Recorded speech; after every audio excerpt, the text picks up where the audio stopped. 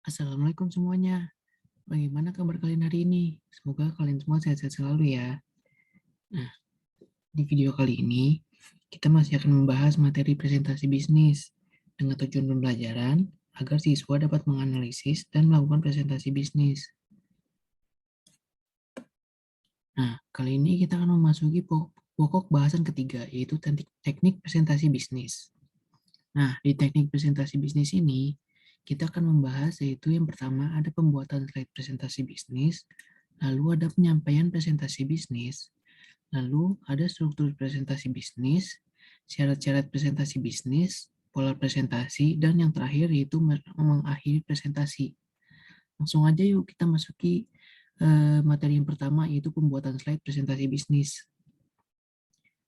Nah, pembuatan slide presentasi bisnis. Ada beberapa hal yang harus diperhatikan dalam pembuatan slide presentasi, yaitu yang pertama itu ada pemilihan tema desain yang relevan.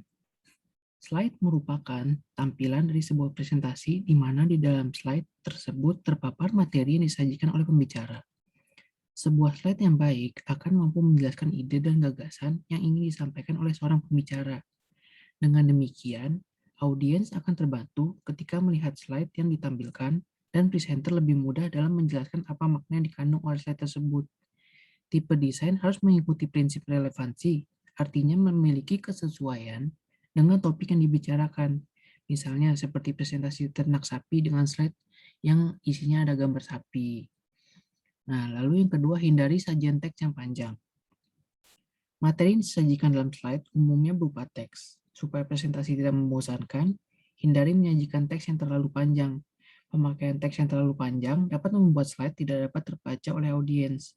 Sebaiknya kita sajikan poin-poinnya saja. Nah, lalu yang ketiga ada alur yang teratur. Penyajian materi presentasi harus sistematis.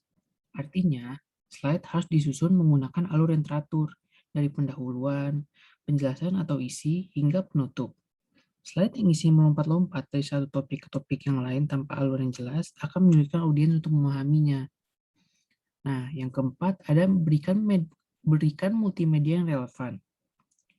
Penyajian materi dalam slide yang monoton akan mempercepat kebosanan audiens.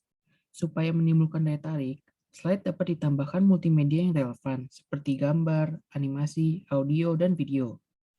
Kesesuaian multimedia dan topik pembicaraan harus saling mendukung, bukan malah membingungkan audiens. Nah, yang kelima, satu slide berisi satu pesan. Slide presentasi yang baik hanya terfokus pada satu pesan. Setiap slide sebaiknya mewakili sebuah ide yang ingin dijelaskan. Jangan mencampur beberapa ide berbeda ke dalam satu slide. Audiens akan menjadi bingung dan sulit untuk memahaminya. Nah, yang terakhir di sini, perhatikan karakter huruf dan ukuran huruf. Karakter huruf dan ukuran huruf dalam slide harus proporsional dan sesuai dengan ilustrasi. Gunakan ukuran huruf yang tidak terlalu besar dan juga tidak terlalu kecil agar dapat dilihat oleh para audiens. Nah, selanjutnya ada penyampaian presentasi bisnis. Yang pertama ada mempersiapkan diri. Ada beberapa hal yang perlu dilakukan dalam persiapan diri saat presentasi, yaitu yang pertama sering latihan. Semakin banyak kita melakukan latihan, maka kita akan semakin mahir dalam melakukan presentasi. Suatu kebolehan atau skill bisa didapatkan jika kita sering berlatih. Lalu ada penampilan. Menjaga penampilan pada saat presentasi juga sangat penting. Penampilan seseorang dapat meningkatkan rasa percaya diri. Nah, yang kedua, persiapkan materi dan bahan. Beberapa hal yang perlu dilakukan dalam persiapan materi bahan antara lain sebagai berikut. Yang pertama ada tentukan poin-poin penting.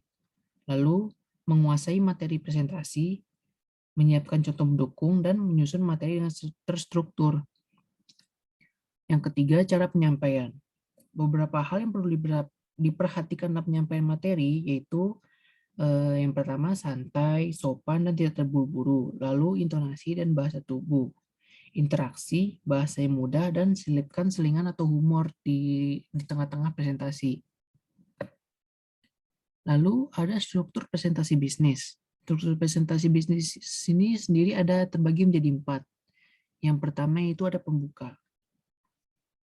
Nah, hal-hal yang perlu diperhatikan dalam pembukaan ini, yang pertama itu ada menarik perhatian audiens.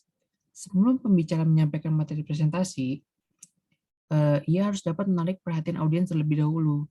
Mendapatkan perhatian audiens merupakan faktor penting dalam kesuksesan presentasi. Oleh karena itu, sebaik apapun persiapan presentasi yang telah dilakukan, tanpa perhatian dari audiens, maka presentasi tidak ada maknanya. Faktor penarik perhatian audiens dapat berupa intensitas, gerakan, keakraban, kebaruan, humor, atau juga ketegangan. Lalu ada intensitas. Sesuatu yang lain dari hal yang di sekitarnya akan menarik perhatian. Contohnya cahaya, suara, bau, dan objek. Cara menarik perhatian dan intensitas dapat dilakukan dengan menampilkan objek, baik melalui OHP maupun viewer, atau menunjukkan objek yang tidak dibawa atau tidak dimiliki audiens.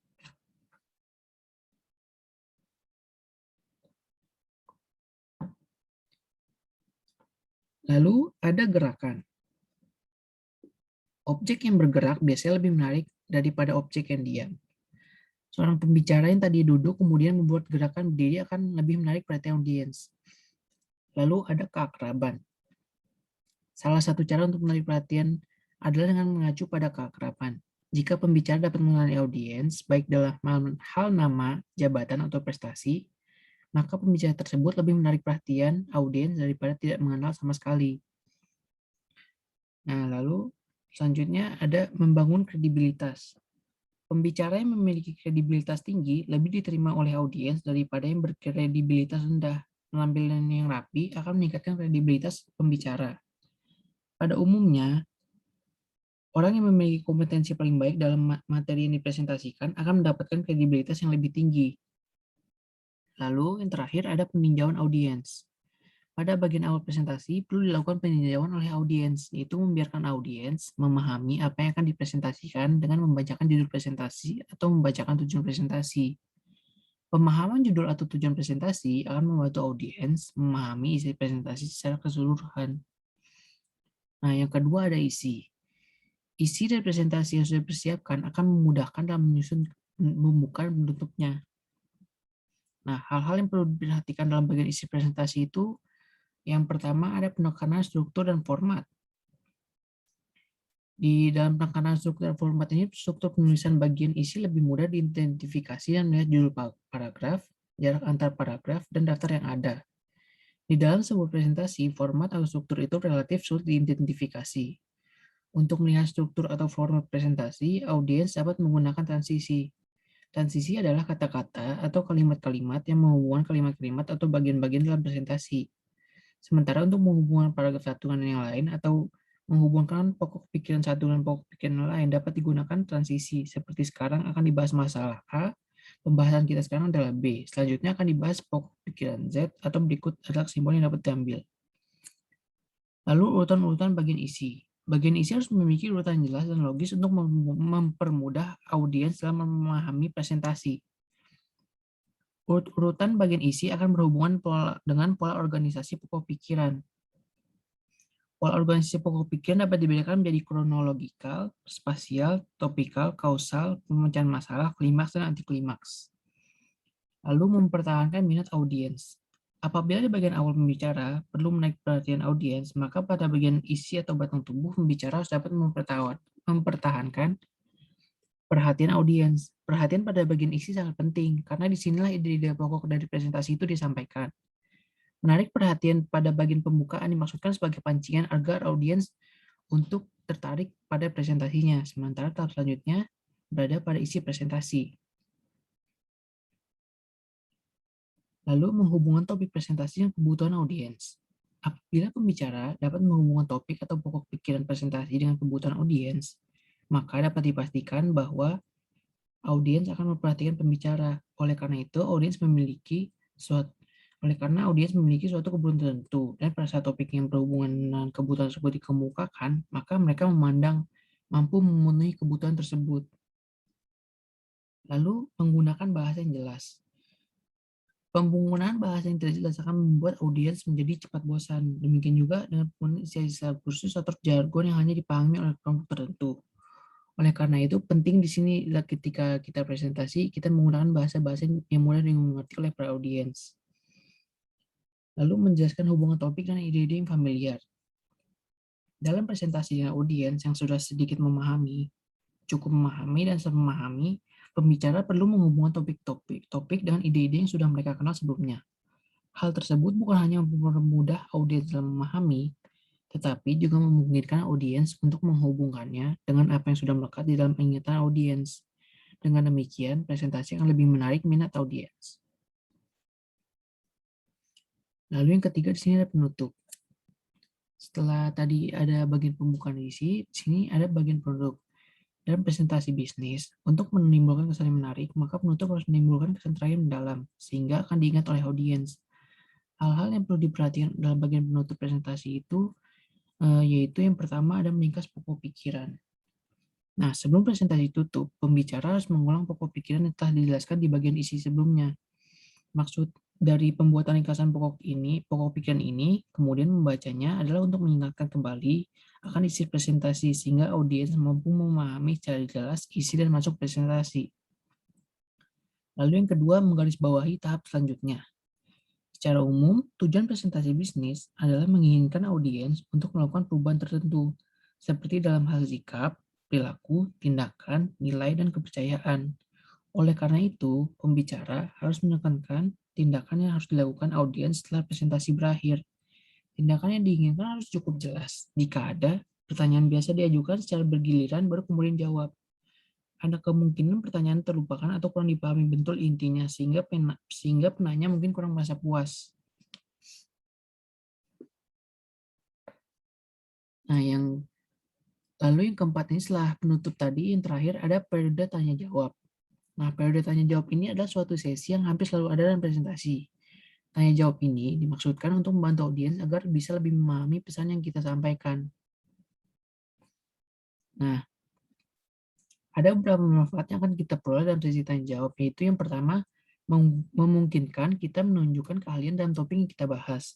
Lalu, menyediakan kesempatan tambahan untuk berinteraksi dan membangun hubungan dengan audiens. Membantu kita mengukur pemahaman audiens, dan yang terakhir, memberikan umpan balik yang membantu kita memperkuat presentasi di masa yang akan datang. Nah, dalam sesi tanya jawab ini, juga ada beberapa hal yang harus kita lakukan, yaitu yang pertama memberi batasan. Sesi tanya jawab dalam presentasi harus diberi batasan agar presentasi menjadi lebih efektif dan juga lebih efisien. Lalu yang kedua, mendengarkan pertanyaan audiens dengan baik. Ketika ada audiens yang bertanya, dengarkan dengan baik supaya kita dapat memahami pertanyaan tersebut. Dengan begitu, kita dapat memberikan jawaban secara tepat sesuai dengan yang diinginkan oleh audiens. Lalu yang terakhir, pikirkan jawabannya secara baik-baik. Jangan tergesa-gesa dalam menjawab pertanyaan audiens. Berpikirlah sejenak setelah audiens menyampaikan pertanyaannya. Hal ini sangat penting bagi Anda untuk mengolah pertanyaan tersebut, sehingga Anda dapat memberikan jawaban yang terbaik. Nah, lalu ada syarat presentasi bisnis. Syarat presentasi bisnis ini sendiri ada 10 syarat. Yang pertama yaitu mengetahui dengan jelas tujuan presentasi. Yang kedua, menguasai materi dan bahasa yang baik, terutama bahasa yang dikuasai oleh audiens. Lalu yang ketiga, yakin bahwa subjek yang dipresentasikan bermanfaat bagi pendengarnya. Yang keempat, mempunyai keberanian dan kepercayaan diri. Yang kelima, memiliki ketenangan sikap, jujur, sabar, dan ramah. Lalu yang keenam, sanggup menampilkan gagasan secara lancar dan teratur.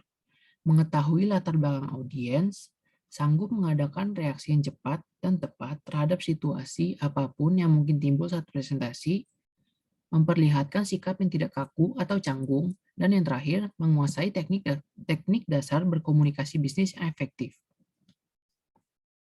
Nah, lalu ada pola-pola presentasi.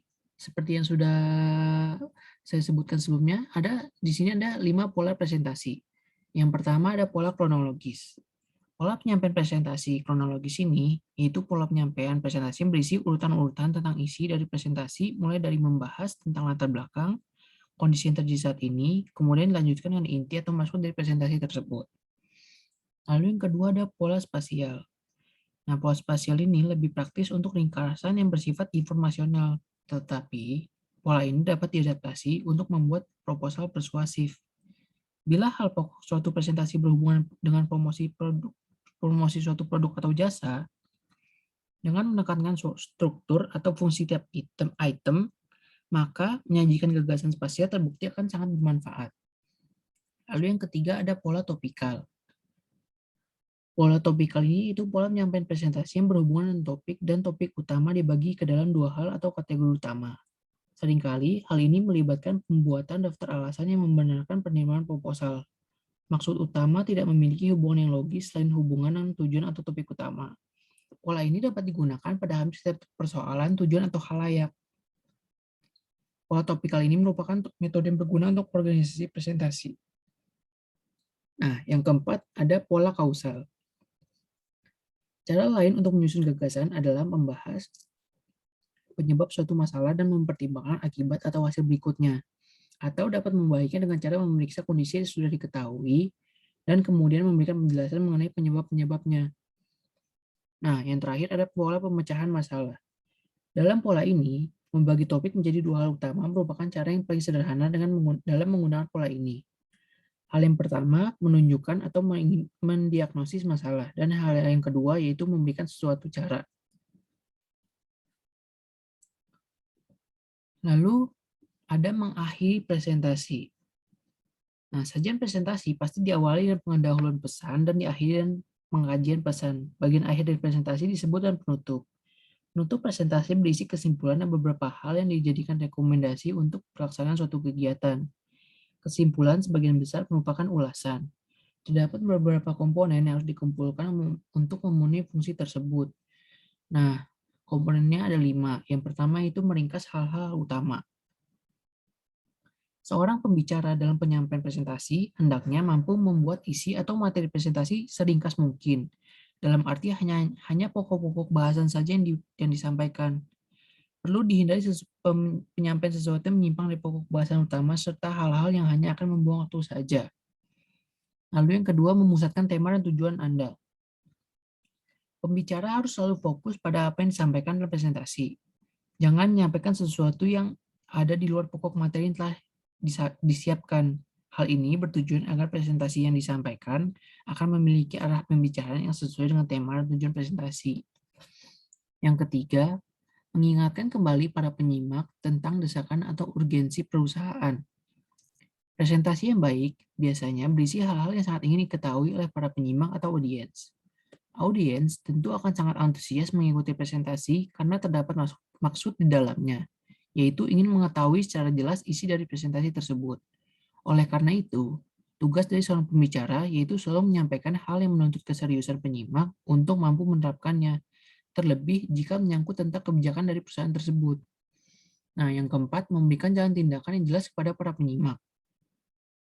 Presentasi yang baik disertai pemberian jalan tindakan yang jelas kepada audiens. Sampaikan solusi atau tindakan yang dapat dijadikan pedoman bagi para audiens untuk dapat menjalankan hal-hal atau misi yang terkandung dalam presentasi yang disampaikan. Nah, yang terakhir, mempersilahkan pengajuan pertanyaan. Pada bagian-bagian tertentu, berikanlah kesempatan audiens atau penyimak untuk menyampaikan sesuatu yang belum atau kurang jelas dengan cara mengajukan pertanyaan. Hal ini merupakan feedback atau respon yang baik apabila dalam presentasi tersebut terjadi interaksi, sehingga hal-hal yang belum atau kurang jelas dapat ditemukan jalan keluarnya. Nah, sampai sini dulu materi kita pada hari ini. Apabila kalian masih belum memahaminya, kalian bisa mereview ulang video ini atau kalian bisa mencari sumber-sumber dari referensi yang lain. Sekian, wassalamualaikum warahmatullahi wabarakatuh.